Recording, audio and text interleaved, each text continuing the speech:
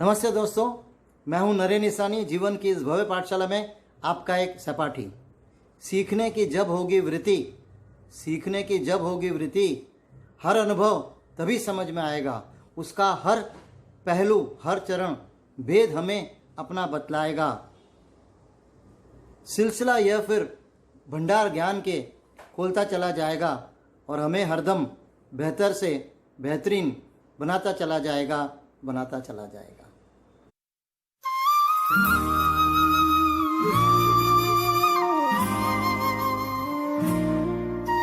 जीवन अवश्य एक भव्य पाठशाला है, लेकिन इसके हर कदम कदम पर छोटी छोटी किंतु बड़ी महत्वपूर्ण पाठशाला हैं, जैसे घर, स्कूल, कॉलेज, यूनिवर्सिटी, दफ्तर।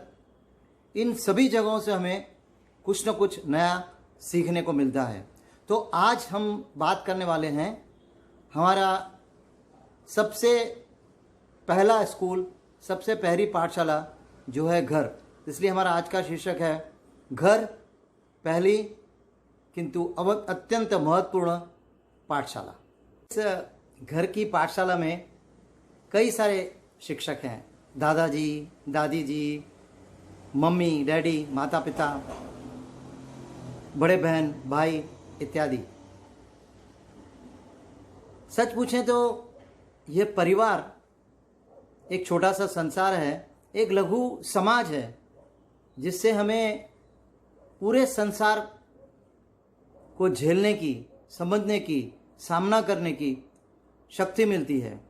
ऐसे भी कहते हैं कि बहुत सारे सबक जो हम यहाँ सीखते हैं वो ज़िंदगी की हर कठिनाई में हमें काम आते हैं, उनका सामना करने में हमें काम आते हैं। और जो संबंधों में प्रेम, संबंधों में स्नेह, सहायता, सहयोग जो हम अपने परिवार में पाते हैं, वही आगे चलकर हमारे समस्त संबंधों की नींव बनती है। इसलिए यह घर की पाठशाला सबसे अत्यंत महत्वपूर्ण पाठशाला है।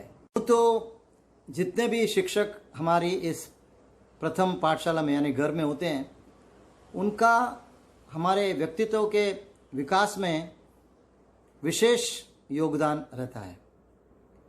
लेकिन आज मैं आपसे बात करने वाला हूं मेरे सबसे प्रिय शिक्षक, जो कि अपने पेशे से भी प्रोफेसर थे, यानी कि मेरे परम पूज्य पिताजी प्रोफेसर डॉक्टर श्री इसरानी के बारे में, जो कि विशेषज्ञ थे अर्थशास्त्र के। और अपने जीवन काल में उन्होंने तकरीबन 40 पुस्तकें अर्थशास्त्र की लिखी थी। और उनका दूसरा विषय था रिसर्च मेथोडोलॉजी। उसके ऊपर भी उन्होंने तकरीबन 10 पुस्तक लिखी थी। लेकिन इसके साथ साथ वो एक बड़े अच्छे लेखक थे, बड़े अच्छे अनुवादक थे, बड़े अच्छे कवि थे, बड़े अच्छे समाज सेवक थे। और सबसे मनोरंजक बात यह कि उन्होंने उसी कॉलेज में भी पढ़ाते थे और वहाँ पे ड्रामा लिखते थे और ड्रामा निर्देश भी करते थे, जहाँ पे मुंबई के सबसे पहले सुपरस्टार राजेश खन्ना भी छात्र थे। तो राजेश खन्ना ने अपना अभिनय का सफ़र पिताजी के नाटकों में ही शुरू किया था और पिताजी की बड़ी कदर करते थे। और जब वो सुपरस्टार बने, उसके बाद भी जब हम उनकी शूटिंग देखने जाते तो बड़े स्नेह और आदर से आके पिताजी से मिलते थे। प्रोफेसर डॉक्टर श्री इसरानी बहुप्रतिभाशाली व्यक्ति थे। कुछ सालों तक वे एक कॉलेज के प्राचार्य, प्रिंसिपल भी रहे थे। और यूनिवर्सिटी में जो डिस्टेंस एजुकेशन का कोर्स शुरू हुए थे, वो उनकी परिकल्पना थी। और वो मुंबई यूनिवर्सिटी के सबसे पहले निर्देशक थे उन कोर्सेज के। तो ऐसे प्रतिभाशाली व्यक्ति से मैंने बहुत कुछ सीखा और मैं उन बातों में से आपसे कुछ बातें साझा करने वाला हूँ और आशा करता हूँ कि आप अपने जीवन में भी उनका उपयोग करके सफलता और समृद्धि पाएंगे। बात आपसे साझा करने वाला हूँ वो है समय पर कैसे पहुँचना। समय पर नहीं, समय से पहले कैसे पहुँचना। आपको जो भी मीटिंग है, जो भी बैठक है, जो भी लेक्चर है, जो भी आपकी अपॉइंटमेंट है, आप हर समय 10-15 मिनट पहले कैसे पहुँच सकते हैं, ये मैंने अपने पिताश्री से सीखा। मैं अक्सर लेट हो जाया करता था और उनका एक कीर्तिमान था, एक उनका रिकॉर्ड था कि वह हमेशा वह जहाँ भी पहुँचना वो 10-15 मिनट पहले ही पहुँचते। तो एक दिन मैंने उनसे रहस्य पूछ ही लिया, तो बोले बड़ा सरल है, उलट गणना शुरू कर दो। मैं एक आपको उदाहरण देता हूँ उलट गणना का, कि आपको कहीं पर 3 बजे पहुँचना है, तो उलट गणना के अनुसार आप पहले तो ये मान के चलिए आपको 3 नहीं, आपको 2:45 पहुँचना है, इसका मतलब 2:45। उसके बाद उलट गणना कीजिए कि आपको वहाँ पर पहुँचने में कितना समय लगेगा। अमूमन जैसे आपको 1 घंटा लग सकता है, तो आप 1 घंटा नहीं 1.25 घंटा पकड़िए, तो इसका मतलब आपको 1:30 बजे आपको घर से निकलना पड़ेगा। अब हिसाब कीजिए कि आपको तैयार होने में कितना समय लगता है। तैयार होने में समय लगता है 45 मिनट्स, तो उसको आप 1 घंटा पकड़िए। इसका मतलब आप जब 12:30 बजे निकलेंगे तब आप 3 बजे से पहले पहले वहाँ पे ज़रूर पहुँच जाएंगे। और ये फार्मूला जब से मैंने अपनाया, वो दिन और आज का दिन मैं हर जगह समय के पहले ही पहुँचा हूँ। तो आपसे भी निवेदन है कि ये उलट गणना का फार्मूला अपनाएं, सूत्र अपनाएं और देखिए कि आप हर जगह समय पर नहीं, समय से पहले ही पहुँच जाएंगे। दूसरी बात जो उनकी मुझे बड़ी अच्छी तरह से याद है कि बचपन में मैं जब भी उनके पास कोई बात कहने के लिए पहुँचता, कोई अभिलाषा, कोई योजना, कोई मन की बात, तो वो हमेशा कहते जाओ लिख कर लाओ, जाओ लिख कर लाओ। मैं बड़ा परेशान हैरान, लिखने से कोई बात कोई बदल जाएगी, लिखने से क्या होगा। लेकिन फिर भी खींच कर मन मार कर मैं लिख कर जाता। ऐसे कुछ वर्षों तक करते करते बाद में मुझे समझ में आया कि जब आप कोई भी चीज़ लिखते हैं, कोई भी आप अपने मन की बात, अभिलाषा, कोई भी आपको बात करने जब आप उसे लिखते हैं, तो आपके विचार स्पष्ट हो जाते हैं। आप विश्वास नहीं करेंगे कि ये जो मेरा 21वां अंक है, 20 अंक मैंने पूरे किए हैं यूट्यूब के ऊपर और हर एक का वृत्तांत मैंने लिख कर बनाया। तो आज से आप भी ये फार्मूला अपनाएं कि जो भी आपको कुछ करना हो, जो भी आपके मन में योजना हो, जो भी आपके मन में बात हो, उसे लिखें। जब आप लिखेंगे तो आपके जो मन के भाव हैं, मन के जो विचार हैं, वो स्पष्ट हो जाएंगे और दूसरों को समझना और समझाना सरल हो जाएगा और आपकी वाणी भी शुद्ध हो जाएगी। बात जो मैंने उनसे सीखी कि वो जब भी फारिग होते, जब भी आराम फरमा रहे होते या यात्रा कर रहे होते, तो वो कभी निठल्ले नहीं बैठते। उनके हाथ में हमेशा एक पुस्तक रहती, हमेशा वो पढ़ते ही रहते।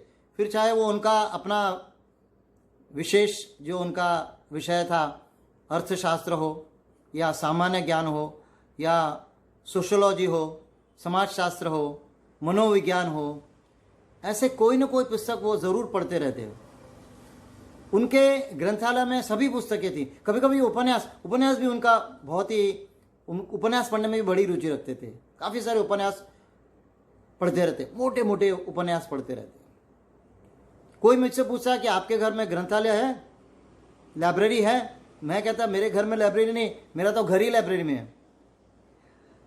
तो उनका एक सिद्धांत था कि अपने विशेष जो हमारा विषय है, जो सब्जेक्ट है, जैसे कि अर्थशास्त्र उनका था, तो अपने विशेष सब्जेक्ट विषय के साथ साथ दूसरों विषयों को भी हमें अपना ज्ञान रखना चाहिए, ताकि हम अपने विषय का संबंध दूसरे विषयों से जोड़ सकें और हम ये पता कर सकें कि हमारे विषय का जीवन से क्या संबंध है। इसलिए सामान्य ज्ञान भी बहुत ही ज़रूरी है। और उनका ये कहना था कि जब तक हम अपने विषय का संबंध जीवन से नहीं जोड़ सकते, तब तक हमारा अध्ययन अधूरा है। इसलिए वो हमेशा अध्ययन करते रहते, हमेशा पढ़ते रहते, नए नए विषय, नए नए सब्जेक्ट, और अपने विषय को उस विषय से मिलाने की समझ में हमेशा वो समय व्यतीत करते रहते। अगली जो उनकी बात मैं आपसे साझा करने वाला हूँ, उनको कोटेशंस बहुत पसंद थे,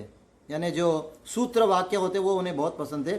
और उनके दफ्तर में एक बड़ा अच्छा कोटेशन का पिक्चर लगा रहता, और जिसके बारे में वो जब भी बात करते तो बड़े भावुक हो जाते, और वो पूछते कि क्या तुम्हें पता है ऐसा कोई वाक्य कि जो अगर मैं तुम्हें खुशी में बताऊं तो तुमको दुख होगा, और अगर मैं तुम्हें दुख में बताऊं तो तुम प्रसन्न हो जाओगे। तो मैं सोचता ऐसा कौन सा वाक्य है जिसका असर, जिसका प्रभाव मेरे मन के प्रभाव के हिसाब से चेंज होता रहता है। और वो ये था कि यह भी गुजर जाएगी, this too shall pass away. वो हमेशा कहते थे कि जब भी आप दुख में हो तो इससे देखो कि this too shall pass away, इसलिए आप आशा बांधे रखो और अपना काम लगन से करते रहो। और अगर आप बहुत ही प्रसन्न हो तो भी इसको देखो, जान लो कि यह भी पल हमेशा के लिए रहने वाला नहीं है। तो वो कहते थे कि कोई भी एक सूत्र, कोई भी एक ऐसा कोटेशन आप मन में चुन लो और उसे बार बार याद करते रहो, और जब भी ज़िंदगी में कोई तकलीफ़ आती है, कोई कठिनाई आती है, कोई मुसीबत आती है, तो उसी को याद करके अगर आप निर्णय लोगे तो आप अच्छे से उस कठिनाई का सामना कर सकोगे। और ही अति प्रिय कोटेशन था, और जिसका मतलब ये था कि अगर एक दरवाज़ा बंद हो जाए तो 4 दरवाजे नए खुलते हैं।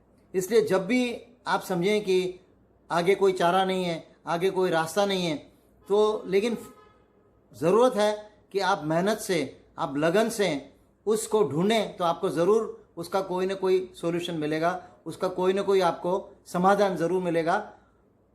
आपको हताश नहीं होना चाहिए, आपको हमेशा आशा रखनी चाहिए।